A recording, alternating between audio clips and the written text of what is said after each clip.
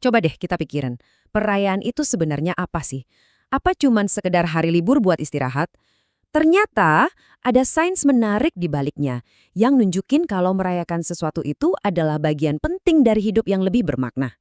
Yuk kita bedah bareng-bareng. Pernah nggak sih ngerasain di mana hari-hari tuh kayak ngeblur aja? Tiba-tiba udah Jumat lagi, tapi rasanya Senin sama Rabu juga gitu-gitu aja. Nah, perasaan monoton yang kayaknya nggak ada ujungnya ini adalah titik awal kita. Kalau Anda ngerasain itu, tenang, Anda nggak sendirian kok. Ternyata perasaan ini ada namanya, kelelahan kognitif. Ini efek samping dari dunia modern yang nuntut kita buat terus produktif dan jalanin rutinitas tanpa henti. Dan ya, kita semua pasti pernah merasakannya. Nah, ini dia intinya. Gimana kalau saya bilang ada teknologi kuno yang udah teruji ribuan tahun yang emang dirancang buat ngelawan kelelahan ini? Kita akan lihat perayaan bukan sebagai liburan biasa, tapi sebagai alat yang super canggih untuk ngasih makna pada waktu kita. Oke, sekarang kita bedah ya, gimana sih teknologi ini bekerja?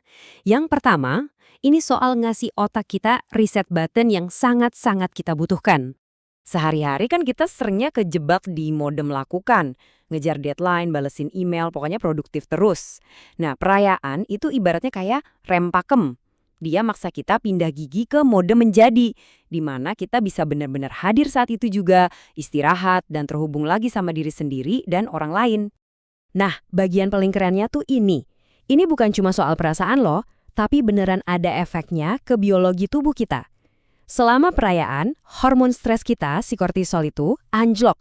Sebaliknya, zat kimia di otak yang bikin bahagia, kayak dopamin dan serotonin, wush, langsung naik. Dan yang lebih hebat lagi, manfaatnya tuh udah datang bahkan sebelum acaranya mulai. Cuma dengan menantikan sebuah perayaan, misalnya ngerencanain liburan atau ngitung hari menuju lebaran, otak kita udah mulai melepaskan dopamin. Proses menunggunya itu sendiri udah jadi sumber kebahagiaan. Oke, tadi kan soal diri sendiri. Sekarang kita lihat gimana perayaan ini nggak cuma ngeriset kita secara individu, tapi juga nyambungin kita sebagai sebuah kelompok. Sosiolog Emil Durkheim punya istilah keren buat ini. Gejolak kolektif. Pernah ngerasain nggak energi yang kayak meledak pas kita ngelakuin sesuatu bareng-bareng? Entah itu pas sholat Id di lapangan, nyanyi lagu kebangsaan di stadion, atau nari bareng di konser. Nah, itulah lem sosial yang ampuh banget buat ngelawan rasa kesepian di zaman sekarang. Ini dia gambaran yang indah banget. Ritual bersama, mau itu Diwali, Nyepi, atau Natal, itu mengubah pengalaman personal kita jadi semacam tugu penanda sosial. Di tengah dunia digital yang serba cepat dan bikin kita terombang-ambing, perayaan inilah yang jadi jangkar kita. Jadi perayaan itu ngeriset pikiran, nyambungin kita sama orang lain, tapi ada satu lapisan lagi yang lebih dalam. Perayaan itu bantu kita nulis dan memahami alur cerita hidup kita sendiri. Coba deh bayangin hidup kita tanpa ulang tahun, tanpa tahun baru, tanpa hari raya. Rasanya kayak baca satu kalimat panjang banget tanpa titik atau koma kan? Gak jelas mana awal, mana akhir. Nah, perayaan itulah tanda bacanya. Dia jadi penanda waktu yang membagi hidup kita jadi bab-bab yang lebih jelas dan bermakna. Kutipan ini kena banget.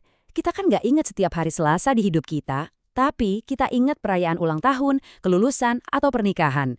Momen-momen inilah yang jadi bahan baku buat kita nyeritain siapa diri kita. Tapi, penting buat diingat, ini bukan cuma soal hari raya tradisional lagi.